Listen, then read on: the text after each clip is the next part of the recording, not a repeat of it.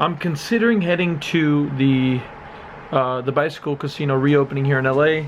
It's been a long time. I know I make the joke that I'm retired from poker, but let me see if we should go check out what poker in California is like now.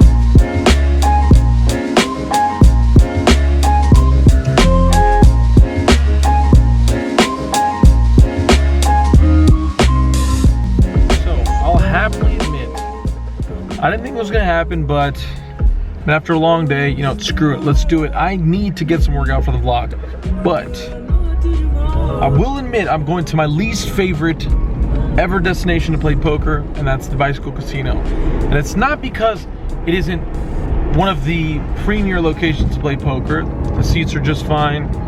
The staff is, again, just fine.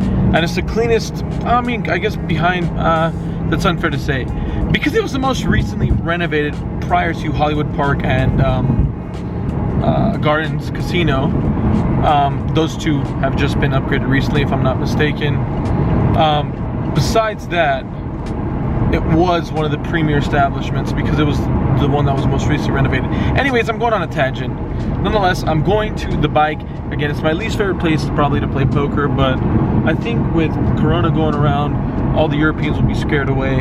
And Andrew Nemi did mention that in his last video, so if you think you've heard it before, you have. And I think it will be true. We'll see how it goes. Don't think I'll be there for long. It's currently 1:47 a.m., so we'll see how it goes. So I'm gonna beg you guys for like 1,000 sorries, and I'm sure you guys can notice this is on the just shitty iPhone quality. The nice camera is not with me, and the medium camera is also dead. So bear with me. I still have the GoPro. I'm gonna try to get some table action today. Nonetheless, let's see how the fuck we even get in this damn. I have no clue where I'm gonna.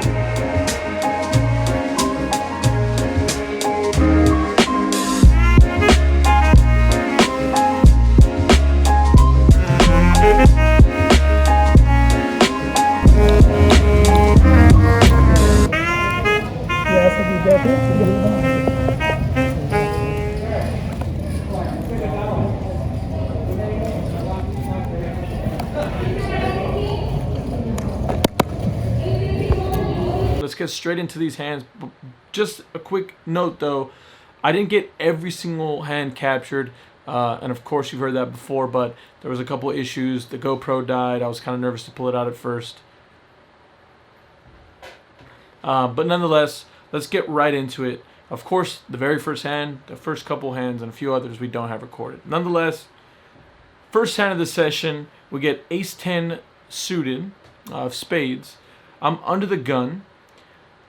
The button, small blind, and big blind all call my initial raise of $20. The flop comes King Jack 6, club spade. Everyone checks to me. I decide to bet 40. The button raises all in for $160. And I think in this spot, he can definitely have some combo draws. He can definitely have some just naked flush draws. And again, he can have hands like 10-9 suited, 8-9 suited, and I mean by the club variety. And then he also has some made hands, for sure. But nonetheless, I'm never going to fold here with the amount of money that's in the pot. And I'm at about 1,000 effective. So I do go ahead and make the call. The turn is a 10. The river's a jack. He has King 10 offsuit. So we break that one out there. Very next hand, under the gun, cut off and button all limp. I look down to the big blind to Ace King offsuit. I ISO raise to 40. I think that's where the issue is pre-flop. I think I should have made it a little bigger. This is a 5-5 game, but the cap is it's a 1K buy-in. I think I'd prefer to be making it like, I don't know, 60. These guys aren't folding anyways pre-flop. The player pool is just, they're not very strong players, right? And I should be penalizing them when I have good and bad hands, right? And in this spot, I'm going to have more good hands, I think. So anyways, I think I make it way too small. I make it 40. The under the gun one back raises to 140. I raise all in, effective $270, and he tank calls for $130 more. The flop is 6 Jack 10 rainbow, turn 10 river deuce. So we end here with just ace high. We flip it over. Hopefully he has ace queen or something. But that is not the case. He decides to show us ace six of clubs. So 2 hands in and we are already down like $400. So not a good start. LA Poker's not really treating us how I remember it. So with all that being said, let's hop right into the next hand. I look down at ace of clubs, 9 of hearts in the straddle. Under the gun limps, so does the small blind and the big blind. We all go to a flop, which is ace 10-3 heart heart. Big blind, surprisingly, does lead out here for $35. He's definitely an OMC. Definitely seen him around the bike quite a bit. No red flags here. A lot of hands out there. I can never fold top pair. Everyone else folds. The turn is the 8 of clubs. Again, it doesn't change much. I still have top pair with a decent kicker. He decides to bet 75, and again, I don't think I can do anything here but call. The river's the king of spades, so the hearts obviously miss, and that's a lot of his range. And the story's coming together slowly because he decides to check the river. And in this spot is like, this is where, you know, I want to take the most difficult route always and make this, you know, add variance when I don't need to. And again, compiling on the bad play and the bad run, I decide to go for really thin value and bet $110. And at the time, I'm saying like, all right, he can have king X of hearts here a lot of the time. You know, chasing with the nut flush draw with the king of hearts, considering that the ace of hearts is on the flop. So I'm thinking like king X of hearts, he's gonna have to pay it off here, or at least think about it. And that's kind of it. That's like the only, and then maybe ace 5. Is that what I'm targeting here? I don't really know. I don't really know what I'm doing. So with all that being said, he decides to obviously snap call it off, and he shows me a flop top 2 pair ace 10. So again, just like compiling on bad play, not thinking it through, and that's unfortunate. We play really poorly there, and I'm really frustrated at this point. And again, we top off for another $200 some, and we're in the game for like $1,700 at this point. I'm in the straddle. Under the gun, button, and big blind call, or complete, excuse me. I look down at jack 3 of diamonds and check my option. The flop is 4-6-2 with 2 hearts. I go ahead and choose to lead this situation. I think the straddle, the big blind, and the small blind are going to hit this board the most. Probably the big blind and the straddle, more often than not. It's just a board that's going to work best for my range and the big blind's range. And when the big blind checks, I think taking the initiative here is the best play with the gut shot and the backdoor diamond draw. I go ahead and bet $30. The button makes the call. Turn is the ace of spades, and I go ahead and, you know, weigh my options here. And I think at this point, I think I'm just going to go ahead and continue with the lie, with the bluff. Again, it's not a good card for my range, but at the time, I'm making it make sense in my head somehow. And I bet $65. The villain calls once again. The river is the queen of hearts. So now that puts the flush out there. And I think in this instance, I think it's so obvious with jack high being at the nut low of my range here. Jack 3 of diamonds, maybe like, I don't know, 8-3 of diamonds would be my nut low hand in this exact situation, the way it's played. But with that being said, I think this is a card I just have to bluff on the river. And I go ahead and do that. I bet $165. And again, my reasoning is that I have more flushes in my range than the caller does in his. And again, I bet pretty quickly. And without much thinking, he calls. He has ace 5 with the ace of hearts. So take that as you may. Maybe it's a poorly timed bluff. But it's funny because blockers work in really crazy ways, right? Him having the ace of hearts, depending on how you swing the story, or mostly depending on the player or the opponent, can be good or bad in this situation. I guess me, because I'm aggressive, is good. I guess I can never obviously have, obviously, no matter who the opponent is, I can never have the nut flush. So, and then the question being is that, like, can I barrel 3 streets on a flush draw that's not the nut flush draw, I guess. And in my head, I can. If I have like 8-3 of hearts, if I have 9-10 of hearts, I'm gonna barrel with 10 high or 8 high or 9 high, especially with with the flush draw with that equity. I'd rather win the hand on the turn barreling than like checking to get a free card with 9 high. It's very hard to win that way. And this is how I'm perceiving it in my head. Obviously to him, he just put me on a bluff, had the blocker to the straight, had a blocker to the flush, and was like, whatever, I'm just calling it off. I'm in, close my eyes and call mode. So I don't hate that bluff, honestly. Like I said, it just sucks that he had 2 cards that were, I guess, good for him to have to call there. But it is what it is at that point. So the hard part is like reading my phone and getting all my notes and then like, being attentive to the camera. I gotta look good for this thing, huh?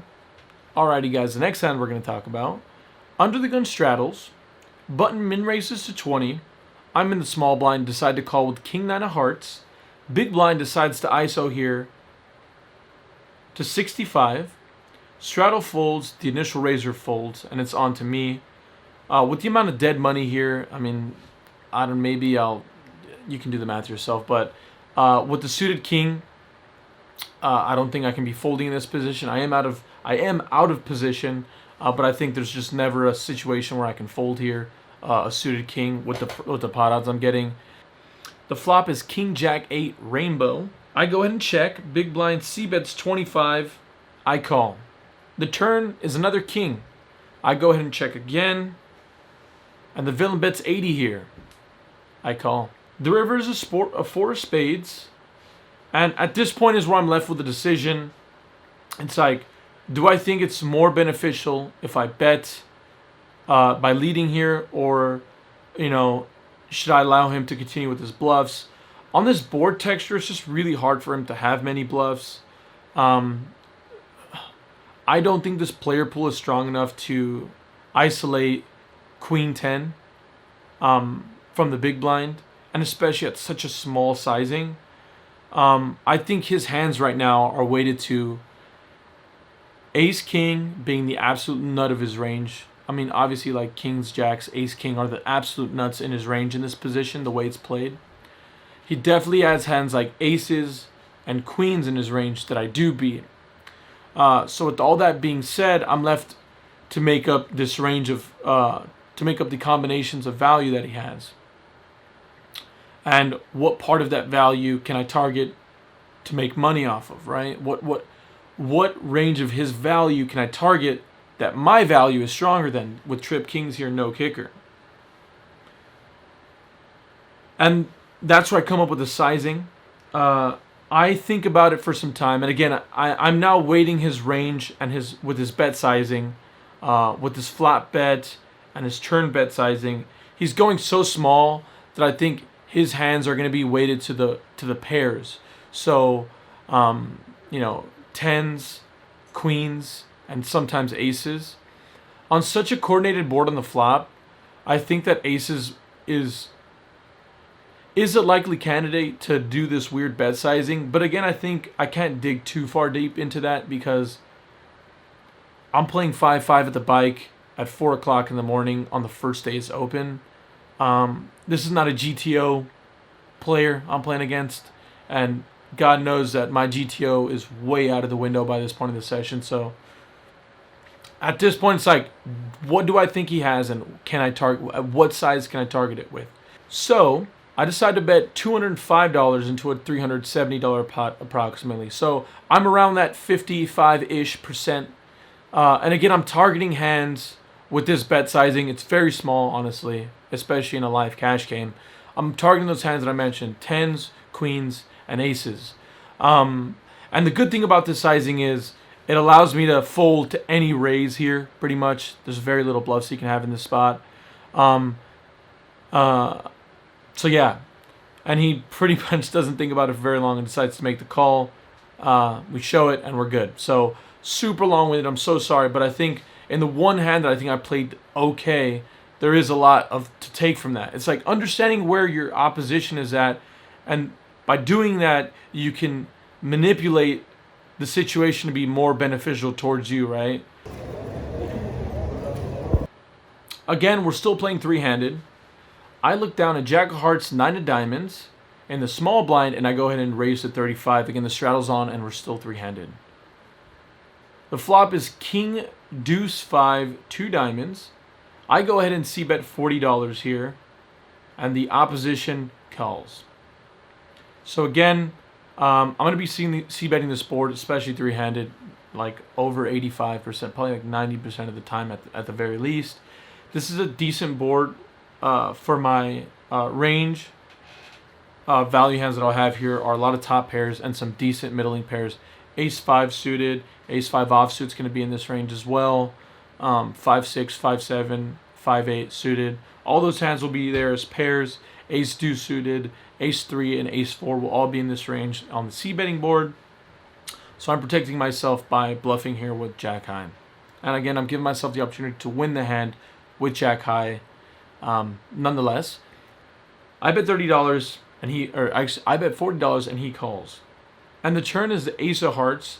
In this situation, I'm now thinking, is this turn card better for my range than his? And that's obviously a yes.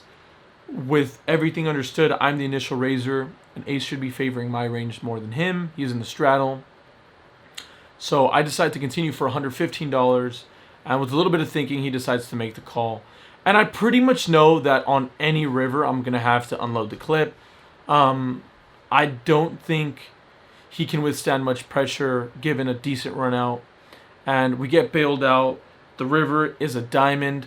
So not only is this run out really favorable for my range, I'm going to barrel, again, most flush draws, like Queen X, Queen X of diamonds. I have the 9 of diamonds that blocks, hands like 10 9 of diamonds, Queen 9 of diamonds, 7 9 of diamonds, 8 9 of diamonds. All hands that I'm going to be barreling with on the flop. Now get there, and again, I do have that blocker. So with all that being said, and protecting myself in the future when I have two pairs like Ace-5, Ace-King, all those hands are going to be value betting on this river as well. I bet $300, and after quite a bit of thinking, he does decide to make the fold. And at this point, we're not hitting any boards, so we're going to have to just we're going to have to make our own luck at this point. And I'm really happy with that play for sure. Understanding the table dynamics, we're three-handed. You can't be scared to go for gusto if it's there to be had. Thank you, sir. The very last hand of the night, we look down at pocket fives in the small blind. I go ahead and raise it. The big blind calls, and the button makes it 115. The button is definitely a GTO player, and again, we're still three-handed. Or I guess GTO would be really nice, but he's a thinking player. Definitely knows what he's doing. He's a reg. He plays higher stakes in this. He's usually playing 5, 10, 10, 20 PLO. So he knows what he's doing. He's not completely lost, and he's not here to give the action or to be like a huge action Jackson player, obviously. He's here to make money. And at this situation, considering I am $1,000 effective, I don't think I can do anything besides, or $900 effective, excuse me. I want to call and see a flop and allow myself to flop a set here or see how it plays out. I go ahead and call. And at this point, the big blind back raises to 315. So now, and the straddle folds, the three better folds. It's left on to me. I hate to be that guy. It's hard to make a pair. Pre-flop three-handed, pocket fives is drastically stronger, obviously, than six-handed, and significantly more handed than you're playing 8 or 9-handed, right? With all that being said, I'm now in a position where, what is he doing here, right? What is he doing here? What does he have? At best, it's a race, right? I don't think he ever has pocket fours here. So I think at this point, considering how much money's in the pot, I start doing the math in my head, at least relatively speaking, and I decide, this is a situation where I'm just gonna have to go with my gut. I think pocket fives is too strong to just throw away in the muck here, and considering him and I are both about 900 effective, there's just no way I can just call, see a flop, and then fold for the SPR, like a 1-to-1 SPR. So at this point, I decide to stick it in, go for gusto.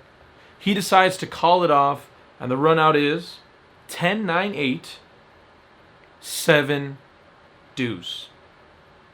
So we lose to almost every hand at this point, and to our surprise, he has ace king, and we hold. Slow, man.